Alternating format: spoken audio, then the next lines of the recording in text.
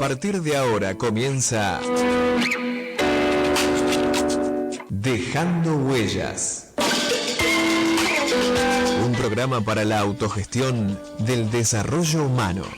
Un espacio para el despertar a la conciencia de lo que somos y el impacto que vamos dejando en nuestro andar. Como humanidad, todos vamos juntos. Ese camino es colectivo, pero los pasos son individuales y así vamos dejando huellas para la vida.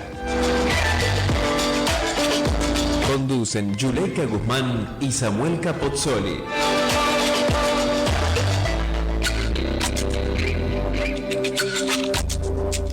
Muy buenas tardes, buenas noches o buenos días, dependiendo del lugar desde donde se están conectando con nosotros en este momento.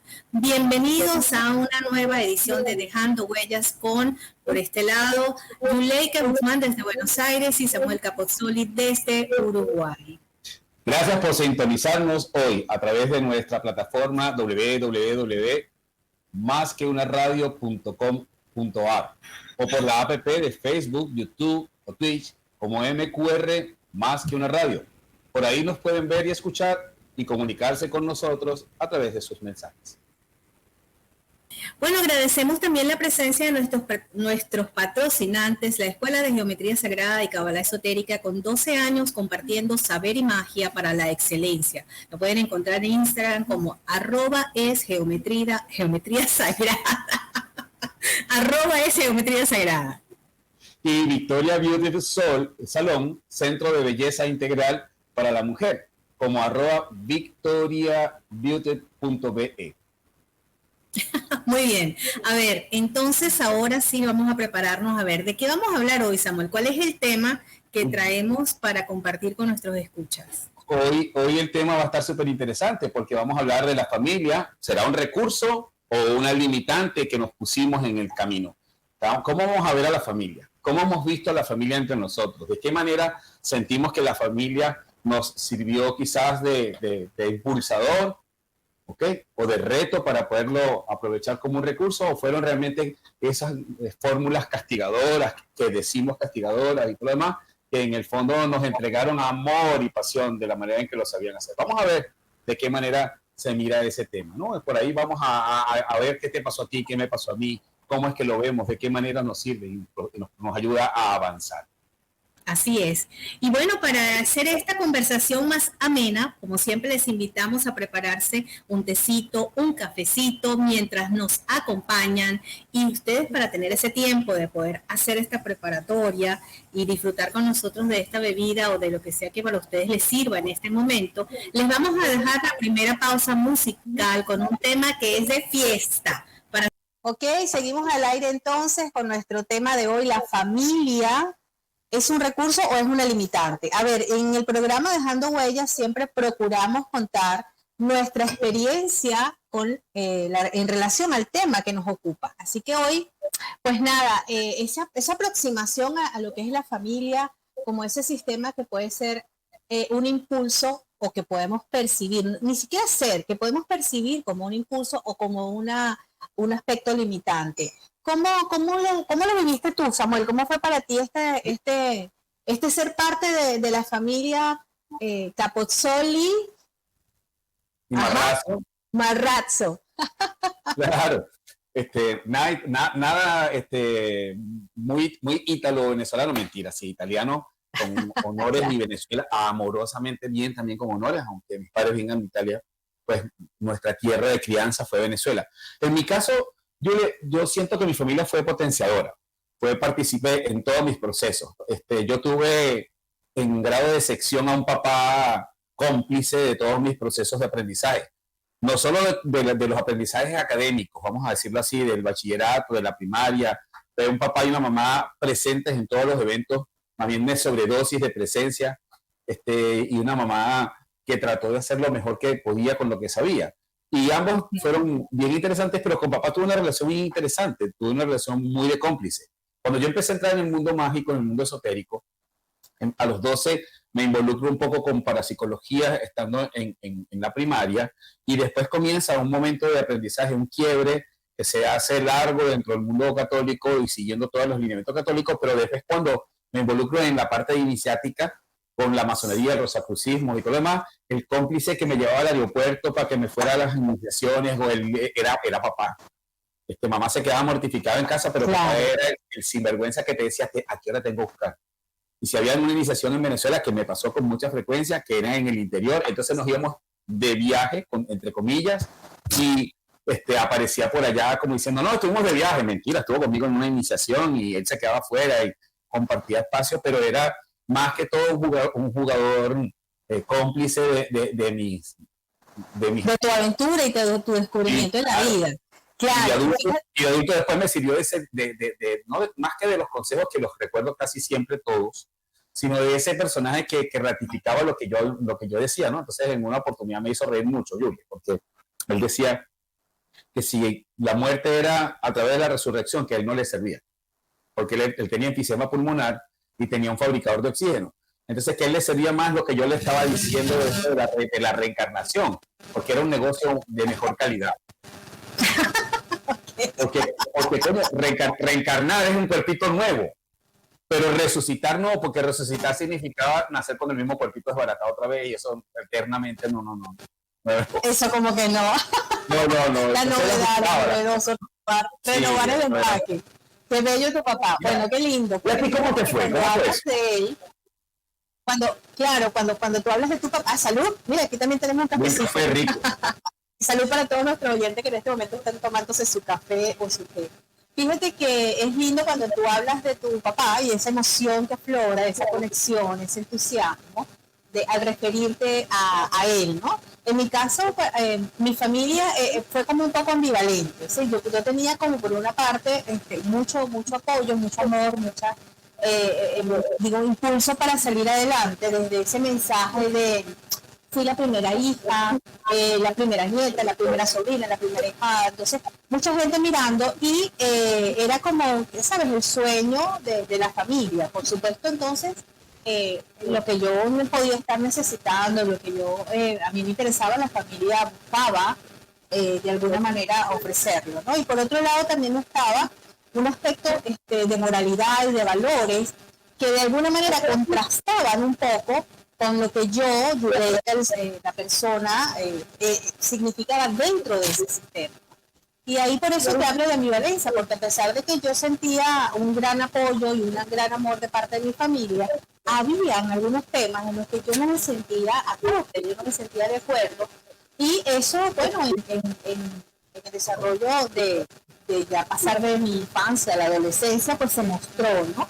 En acciones en donde me fui por un camino distinto, y ahí es cuando entra este aspecto de cómo se siente ir en contra de la familia.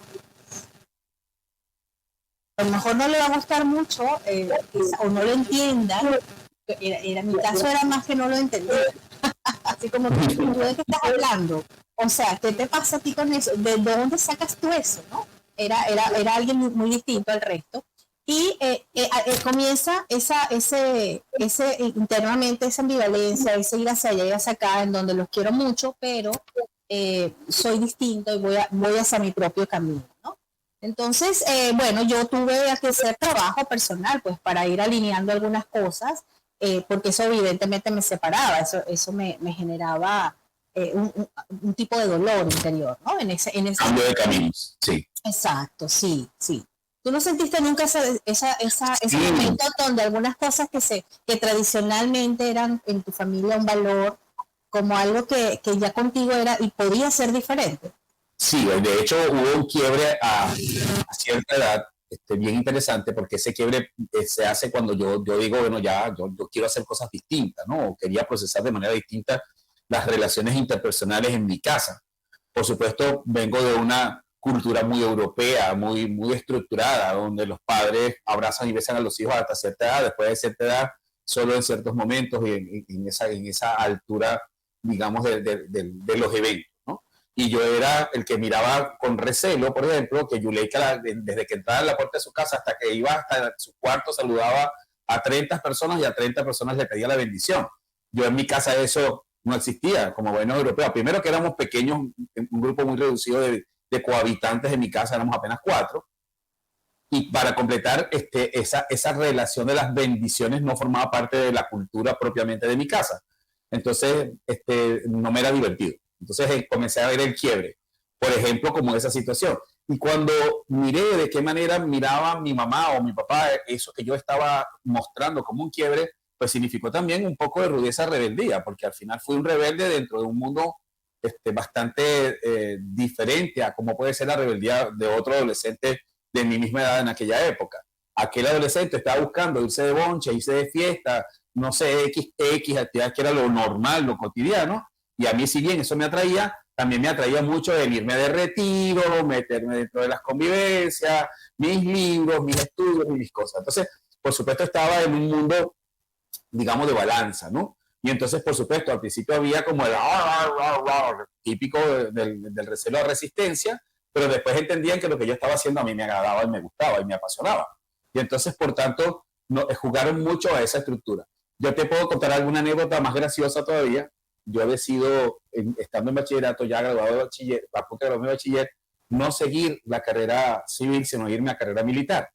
Y es papá el cómplice que me lleva a presentar la prueba académica de aptitud en la aviación, que era en Maracay, no sé si te acuerdas, que era fuera de la ciudad de la capital.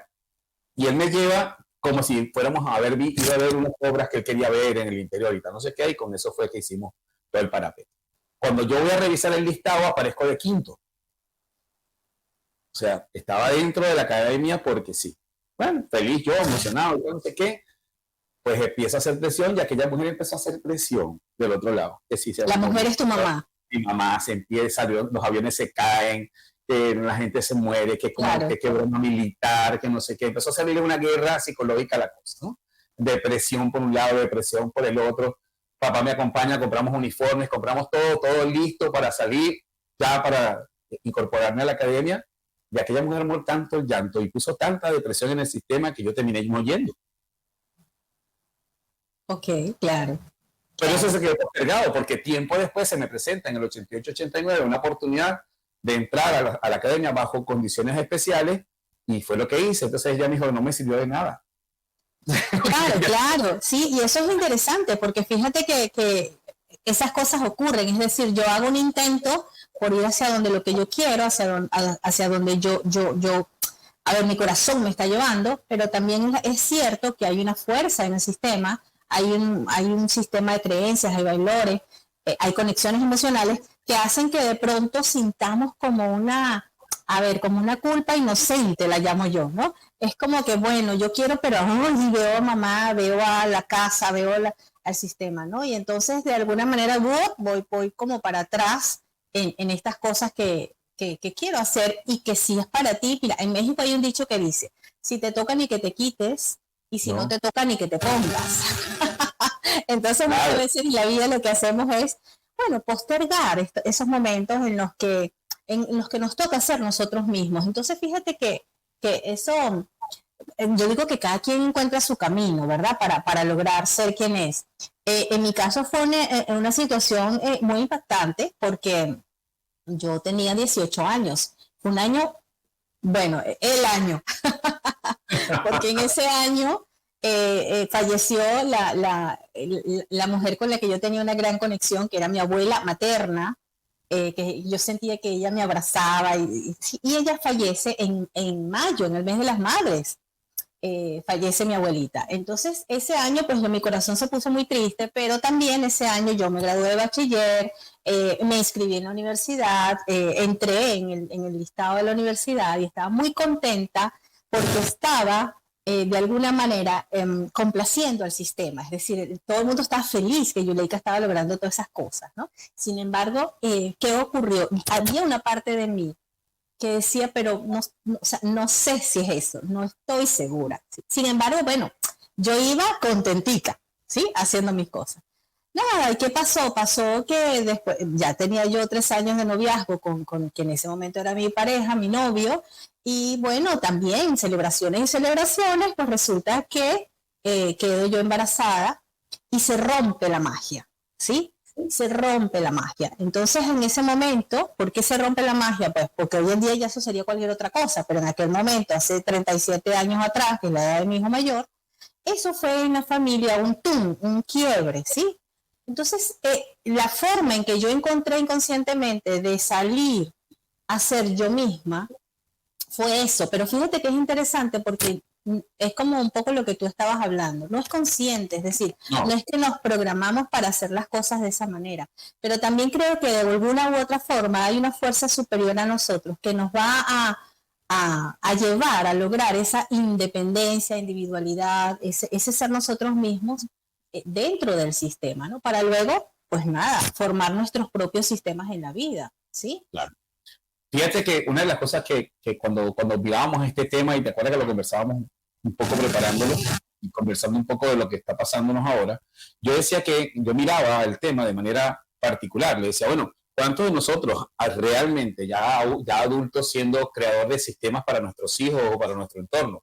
O el trabajo que nosotros hacemos cada uno dentro de nuestros propios espacios, dentro de la escuela y fuera de la parte que haces terapéutica, igual que hago yo las partes de terapia con registros y con tarot, ¿qué hay en el fondo de lo que vemos de las limitantes? Entonces yo decía que cuando nosotros nos ponemos en práctica, una de las cosas que descubrimos fue que construimos bastante en esas aparentes limitaciones, o las limitantes que ponía la familia en esos parámetros, como una oportunidad de entender qué sí quiero y qué no quiero, qué me sirve y qué no me sirve del sistema. Y al final la familia, si no hubiera puesto esas limitantes, no las hubieras observado. Claro, de otra manera no las ves. Claro, pero eso lo va aprendiendo uno en el camino. Claro. Es decir, eso lo vas encontrando en la medida que te vas desarrollando a lo largo de la vida, ¿sí? Claro.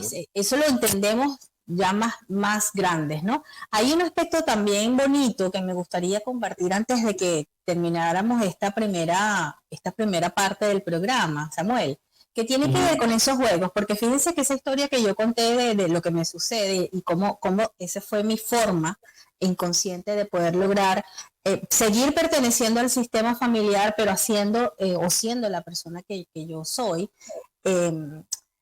porque además eso significó que yo me fuese a vivir a mi casa, y yo ya tenía una casa a los 18 años, para 19, una casa con un hijo en camino y un esposo. Imagínate tú ese paquete, ¿no?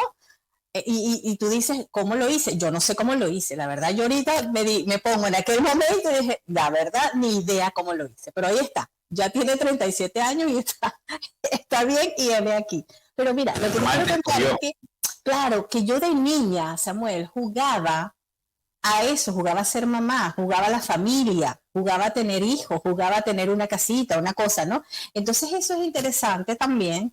En mi caso, para mí, eso siempre llamó la atención de esa relación. De hecho, bueno, hoy en día mi trabajo se va hacia ellos. Mi trabajo es hacia el sistema familiar, hacia las personas que necesitan entender estos procesos. ¿Tú qué jugabas cuando estabas pequeño? ¿Te acuerdas? Como a los 8 años, por ahí. ¿Jugabas a ser militar? Mira, algo muy gracioso. Yo siempre tuve un paquete con los juegos que después, al principio, fuera una limitante familiar los juegos y después se volvió una diversión. Te explico por qué. Mira, yo de chiquito agarraba los carros y los desarmaba para ver cómo estaban construidos por dentro. Y en una oportunidad, en una Navidad, ahorita estaríamos cumpliendo años de ese evento, muerto de la risa, cada vez que lo recuerdo me da mucha gracia, porque papá estaba preparando un presupuesto, él era técnico en hidráulica, entonces él estaba preparando un presupuesto para un proyecto. Y por supuesto, desgracia, en aquel tiempo no existían las computadoras. La computadora más reciente era un Olivetti que tenía de dedos y de marcas y todo demás, con el papel del Tipex y todo demás.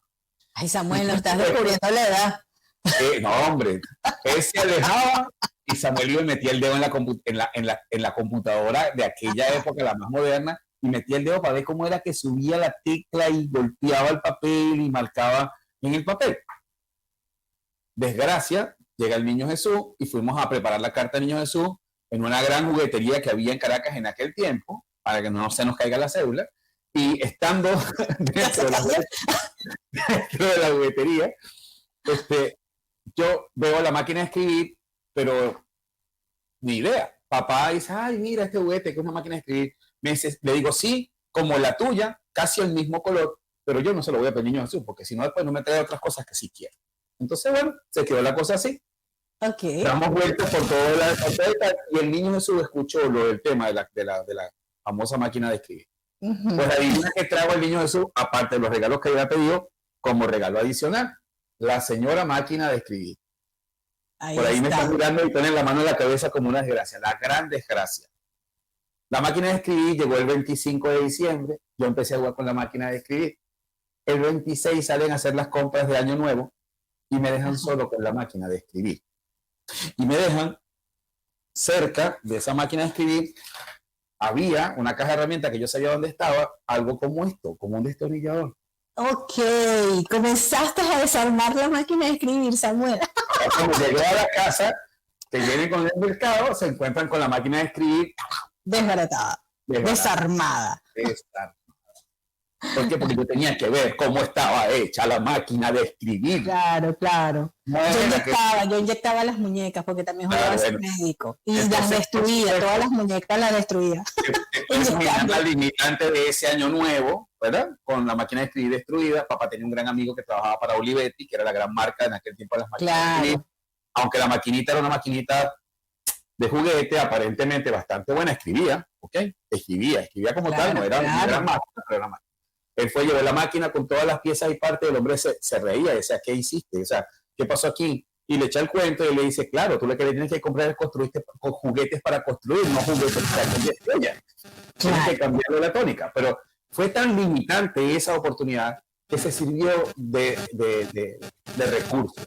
Porque de esa Navidad en adelante, todos los regalos que llegaron de Niño Jesús y los regalos por intercambio de adultos y todo lo demás, todos tenían que ver con la parte constructiva, Lego, maquetas para construir, juguetes que significaban pintar, adornar, arreglar, construir. Entonces me fue limitante aquella Navidad, tan constructiva esa Navidad, que al final de ahí en adelante comencé a tener muy en el mundo de los juguetes, esos juguetes que se podían construir. Exacto, y eso es hermoso porque ahí es cuando podemos reconocer que lo que pudo limitar en un momento determinado se termina convirtiendo en un recurso. Y con esto vamos a regresar al término de la pausa musical que tenemos para seguir conversando sobre eso, cómo se transforma en un recurso aquello que alguna vez nos limitó dentro del sistema familiar.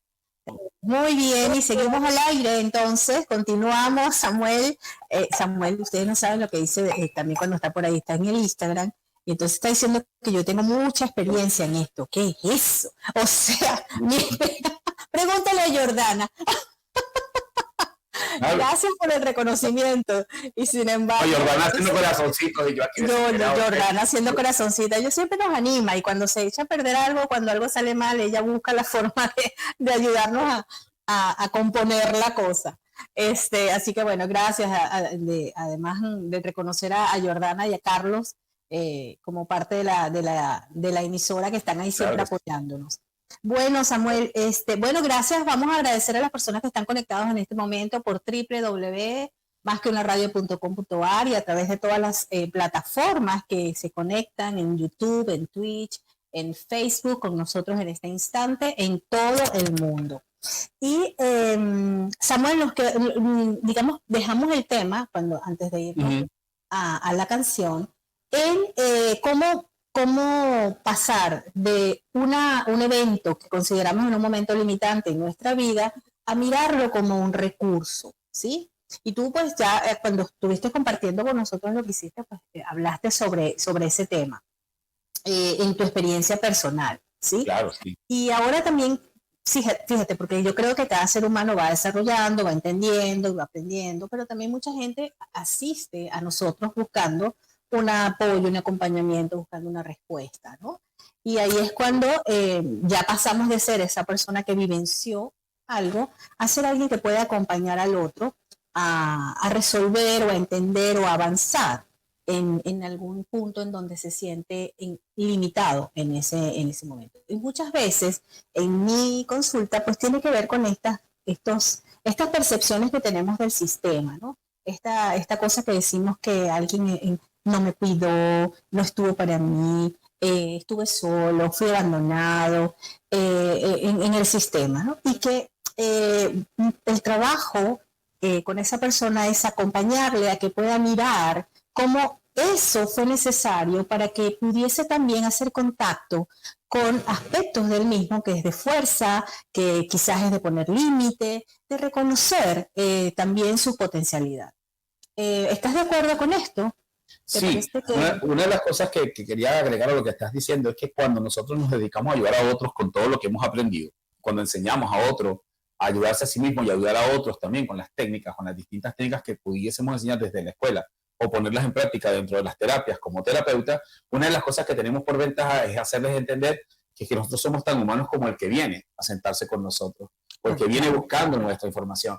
La diferencia está en cómo lo voy a ver o cómo hago que eso que era una limitante se convierta en un recurso.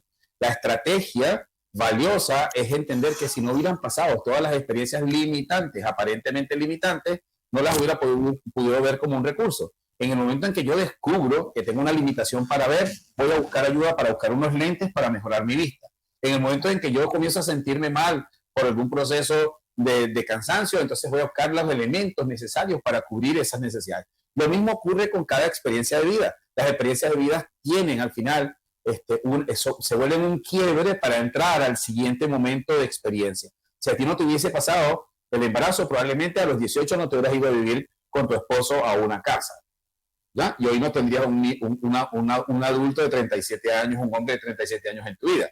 Quien escoge venir a esa edad tuya es él. Y tú decides o asumirlo o no asumirlo. Claro, y eso que acabas de decir, eso que acabas de decir es muy importante e interesante, ¿no? Porque bueno, ahí tendremos que hacer como un programa más amplio, pero el que nosotros como hijos escojamos a nuestro sistema familiar para vivir una experiencia, significa que son parte de ese propósito con el cual nosotros llegamos acá para ser quienes somos. Y por lo tanto, todo lo que hay allí, vuelvo a usar la palabra, es necesario. O sea, ha sido organizado, planificado, no sé cuál es la palabra correcta, estructurado de alguna manera para que yo tenga ese tipo de vivencia. Entonces, allí, para las personas que en este momento puedan sentir que están en rabia, que están en miedo, que están en juicio en relación a las cosas que le pasaron dentro de su sistema familiar, ¿qué le pudiésemos decir para ayudarlos en este sentido? Sí, una de las cosas que yo he estado como estudiando un poco más de ver cómo lo planteo para que me lo entiendan muchas veces, ¿no? Es que el sistema familiar está ahí para servirnos de apoyo. El sistema familiar que tú escogiste, lo escogiste tú. Quiere decir que puedo tomarlo desde la limitante y seguir en la queja, ¿ok? O convertirlo en lo que realmente es un recurso, porque al final la familia que me rodea es un recurso. Y ahí voy a aprovechar a decirte algo que miraba hace rato con el tema de la familia. Pareciera que familia es papá y mamá y mis hijos, ¿no? O solo es papá y mamá. Resulta ser que familia va más allá. Familia son los vecinos, que todos los días te ven, todos los días te cargan, todos los días te miman, todos los días te cuidan, porque al final están ahí en tu entorno. Familia son todos los adultos que entran en tu vida, ¿sí? En ese momento muy importante de ti, porque tú estás siendo una esponja de todo lo que ocurre en tu entorno. Y familia debería convertirse en los amigos de la adolescencia que también conviven contigo. Había por ahí una persona que en una oportunidad dijo, si tienes a alguien en tu lado que tiene más de 5 años compartiendo contigo, ya no es tu amigo. Claro, dentro de lo que más experiencias que las que has podido vivir en casa. Dentro de lo que es la sistémica familiar, eso lo vemos como la conciencia, ¿no? La conciencia de la pertenencia del sistema y quiénes son los que pertenecen al sistema. Y el sistema pertenece no solamente papá, mamá y toda la familia, sino toda aquella persona que ha hecho bien al sistema o que también ha causado dolor al sistema. Eso también hace parte, exactamente. Claro, y eso también es un tema interesante. Porque cuando uno, por ejemplo, en el sistema familiar puede mirar que alguien te lastimó a un hijo, lastimó a un hermano, esa persona pasa ya a ser parte de esa familia escogida, en este caso, para desarrollarte como persona o como ser humano en esta experiencia, ¿no? Entonces, desde ese espacio, ahí hay una coincidencia, ¿no? Entre lo que tú planteas y lo que es la sistémica familiar. Claro, en nuestro espacio de crianza, de 0 días de nacido hasta los 9 años, nosotros sabemos lo que nos va a ocurrir, porque tenemos que ver la película para ensamblarla, porque si no, no vamos a aprender a tener las experiencias. Y ahí estamos claros que todo lo que me ocurre está ocurriendo para servirme después en a futuro en puentes que van a convertirse. Entonces, cuando yo decía de la familia, yo le que ahí es donde coincidimos en muchos espacios también con la sistémica, es que entendemos que familia es el entorno donde yo estoy viviendo. Y puedo recordar a aquellos adultos de esa infancia que me sirvieron para cuidarme o para regañarme o para servirme de ejemplo en muchas de las estructuras de aprendizaje, que al final es de donde ensamblo la nueva creación de vida que soy yo cuando me vuelvo adulto independiente, ¿no? Entonces, por supuesto, yo sigo viviendo como adulto procesos que aprendí de allá y en algunos momentos los convierto a ese sistema, lo convierto en mi limitante y en otros momentos lo convierto en mi mejor recurso. Cuando nos empezamos a dar cuenta que ese es el momento en el que yo hago ese movimiento interior, ese es el momento en el que yo crezco, en el que yo maduro, en el que yo avanzo a la vida. Y quiero también que esto se entienda desde quienes nos están escuchando, porque se trata de que hay un momento en el ser humano en el que entendemos esto, ¿sí? Y muchas veces no se puede hacer solo, por eso es que a veces necesitamos el apoyo de alguien. Y ojo, no necesariamente tiene que ser un terapeuta. A veces son los amigos, que son esa familia escogida, o la pareja que llega a tu vida, que te lleva a entender esta situación de cómo aquello que fue en un momento determinado para ti muy difícil, se puede convertir en un recurso para la vida, ¿sí? En una fuerza para la vida. Hablando de lo que es mi caso, ese tema de cómo yo logré inconscientemente salir del sistema familiar para ser quien era, es lo que finalmente se convirtió en el gran recurso para que hoy yo haga el trabajo que hago y lo disfrute tanto.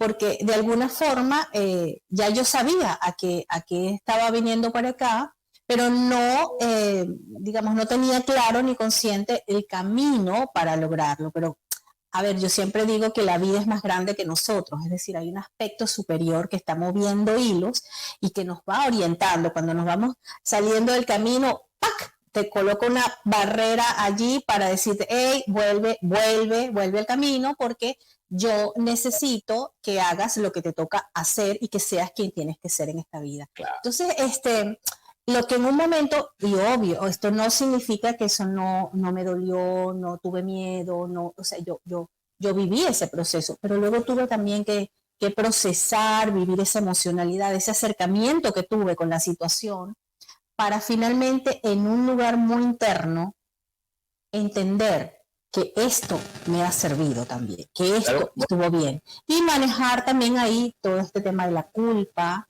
de la vergüenza o del miedo que en un momento determinado no puede estar ocurriendo. Pero fíjate, cuando tú dices, bueno, yo me inscribí y salí y quedé en la escuela militar, pero no lo hice porque mamá estaba llorando, ¿sí? Ese es el hijo de su mamá. Aparte, no solo eso. Ese es el hijo de su mamá. Era un recurso. Es un recurso. Y luego, más adelante, pues logras tu camino de una u otra manera y mamá dice, ya mi hijo está grande. Sí, claro. No ya mi hijo creció. Graciosamente, fíjate que estás diciendo cosas interesantes. Yo veo también todo lo que hoy por hoy hacemos y por hoy enseño y vuelve a ser una limitante entre lo que estaba ocurriendo en mi espacio familiar, que después lo decanto de una manera más importante para mí cuando les digo, cuidado, que estamos constantemente tratando de hacer las cosas más difíciles y no lo son. Cuando yo enseño dentro de la escuela, cuando yo hago terapia con mis pacientes, les hago entender que todo el proceso es simple. Lo que pasa es que nos encanta verlo complejo y complicado. Sí, es verdad. Dígame cuando es más sencillo de lo que parece. Y te dice, es que no sé, no lo veo. Digo, no, claro, es que eso está muy difícil de entender, es que es complejo. Entonces ahí se siente como que cuando simple. Si le dice que es simple, claro.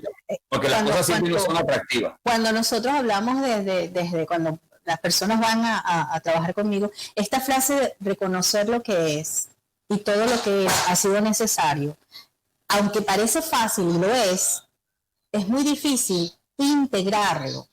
Entonces comienzas a pelear con eso. Comienzas a decir, ¿cómo me vas a decir tú, Yuleika, que era necesario esto o aquello? ¿Cómo tú me vas a decir que yo tengo que reconocer esta situación en la familia?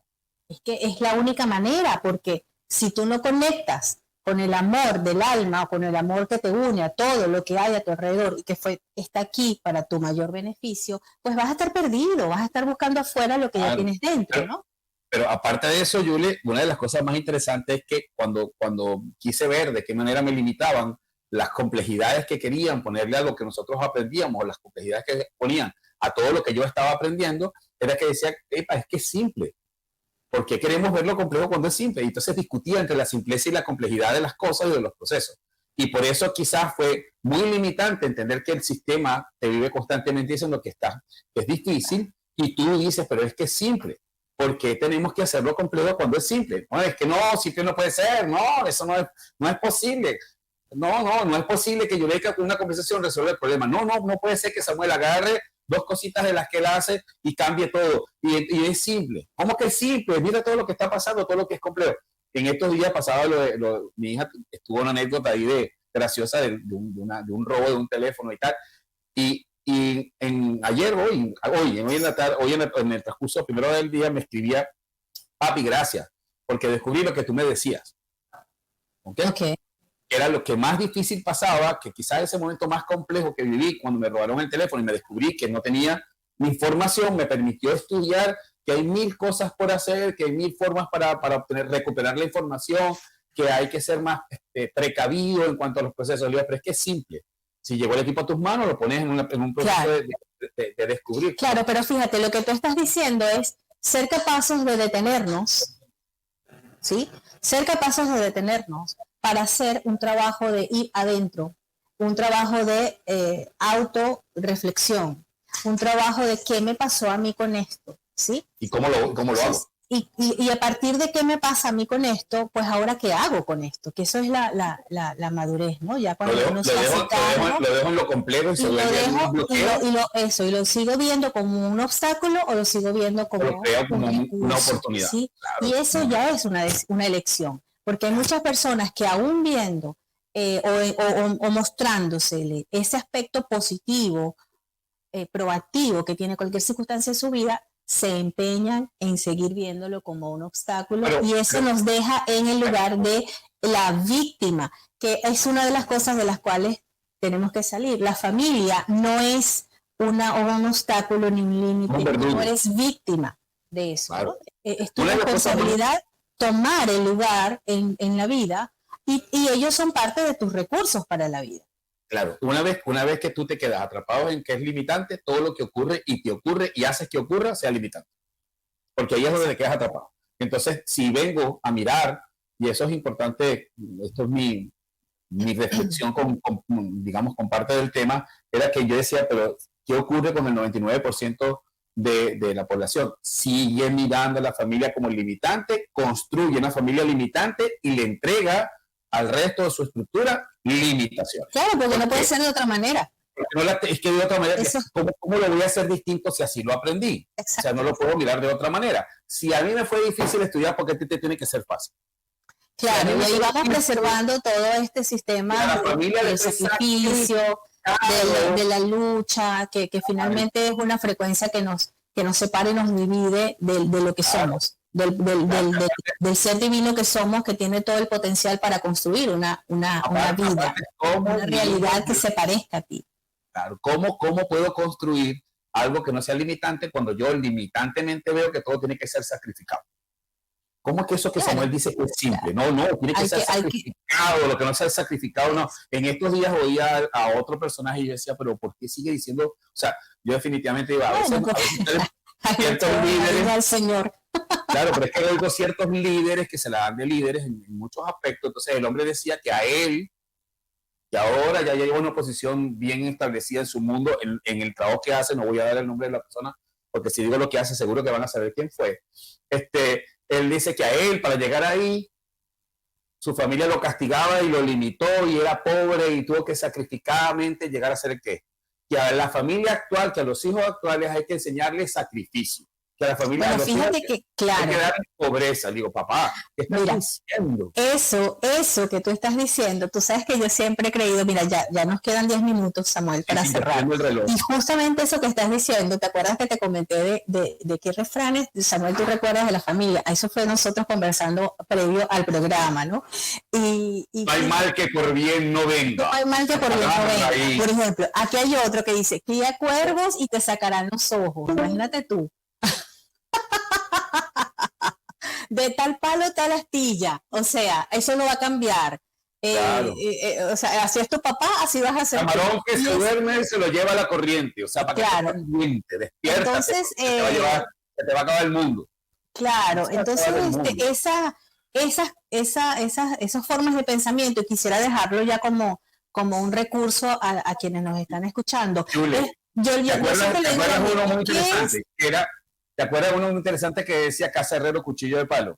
Y Exacto. quien diga que yo quiero, en mi casa herrero yo soy médico, no soy herrero. Exacto. Y entonces, ¿pero qué hacen esos refranes o esas frases? Nos revelan dónde estamos nosotros frente a ese aspecto de la vida. Entonces la invitación es un poco a que miremos con qué refranes te identificas que tienen que ver con este tema de la familia, ¿sí? Porque el que le pega a su familia se arruina. Ajá. ¿Y qué pasa si yo le pego a mi familia? ¿Qué significa que le pegue a mi familia? Imagínate tú, yo no voy a ir nunca en contra de ellos, porque entonces significa que me voy a ir a la ruina. Entonces, eso se convierte en ¿qué para ti? Eso te limita, eso se potencia. Es muy interesante entonces que podamos también darnos cuenta, ya como para cerrar el tema, porque estamos ya por finalizar, que en este caso, una forma en que las personas pueden entender cómo está viviendo un poco el sistema, cómo está viviendo su relación con su sistema familiar, si como un potencial o una limitación, pudiese ser el relato, la narrativa. ¿Cómo hablo yo de esto? ¿Cómo cuento yo las cosas cuando tengo que hablar de papá, de mamá, de mis tíos, o del amigo, o del que me crió? ¿Cómo me relaciono con eso? Y ahí puedo tener pistas. Mira, estoy aquí en un aspecto de limitación. Vamos a regalar algo ahí interesante, ¿no? Tú dices los refranes. Yo les quiero regalar algo. Aprovechen este fin de semana, porque hoy es viernes, y el cuerpo lo sabe, dicen por ahí. Aprovechen el fin de semana, tómense unos 10 minuticos personales, en esos minutos de reflexión autopersonal. Háganlo donde quieran, en un papel, en la computadora, como quieran. Y escriban 10 frases de papá, 10 frases de mamá. 10 frases de papá y 10 frases de mamá. Las que te acuerdes, te gusten o no te gusten. Y después tómalas, que cada frase, ¿ok?, que dijo papá en palabras de mamá, y cada frase que dijo mamá en palabras de papá, para que tú veas que los cruces son tan importantes, en que cuando papá lo decía, mamá era mi recurso, y cuando papá lo decía, mi mamá era el recurso. Eran cruzados. Papá se convertía en el recurso cuando las frases venían de mamá, y cuando las frases vienen de papá, mamá es el recurso. Entonces comienzo a tener cruces. ¿Por qué? Porque de esa misma manera nosotros cruzamos los recursos y vemos las limitantes. Entonces utilizar eso como un instrumento para descubrir cuán limitante me creo yo y cuán limitante veo al otro. Y lo importante de hacer ese ejercicio, creo que es también, Samuel, me encanta esa propuesta que estamos dejando a la audiencia, es ¿qué me pasa a mí con eso? Porque eso está conectado a una emoción, eso está conectado a mira, y eso que te está pasando adentro con el ejercicio es lo importante. Eso es lo esencial. O sea, que tú digas, esto me potencia, o que diga, uy, esto como que me bajó. Muy bien, entonces trabaja en eso y conviértelo en un recurso, en lugar de que te quedes limitado en el caso de que sea así, porque pues, ahí van a haber descubrimientos para cada quien. Bueno, Samuel, ya estamos llegando al final del programa. Cuéntanos de ¿quiénes son los patrocinantes de este programa? No, los patrocinantes son aquí. Ajá, búscalos. Hay la Escuela de Geometría Sagrada Cábala Esotérica, que tiene 12 años compartiendo saber y magia para la excelencia en @es Geometría Sagrada, y Victoria Beautiful Salón, ¿ok? Centro de Belleza Integral para la Mujer en @victoriabeauty.be. Perfecto. Pero ¿Tienes algún curso que estás en estos días por hacer? Sí, ¿Alguna el martes información, que viene algún evento arranca que me invites a la gente? el martes que viene arranca registros acásicos, sanando con los registros acásicos. Sigue siendo la misma Perfecto. técnica. Ahí tienen una posibilidad como recurso para ir transformándose. Claro, Y porque vas a descubrir todas esas supuestas limitantes que son realmente un verdadero recurso. Claro. Y por otro lado, si estás en Buenos Aires, entonces te puedes acercar a mi Instagram, y la semana que viene tenemos el taller El orden y el amor en la familia, para entender también lo que significa esto y cómo fluye el amor una vez que nos colocamos en el lugar correcto, dejando de estar juzgando, simplemente entendiendo que todo lo que ha sido perfecto y necesario. Así que bueno, gracias a todos ustedes por habernos escuchado desde los distintos lugares en los que hemos llegado en estos minutos a ustedes. Este programa ha sido posible gracias a la conducción, por supuesto, de Samuel Capozzoli, de Yuleika Guzmán, esta servidora. Nos encuentran en Instagram como @Yuleika Guzmán, @Samuel Capozzoli. Y, por supuesto, la dirección general de Carlos Álvarez y la operación técnica de la maravillosa, increíble, extraordinaria Jordana Peñaranda. Muchísimas gracias, Samuel. Un placer conversar contigo. Gracias. Nos vemos entonces la próxima semana, 5 de la tarde, por esta misma emisora. Chau.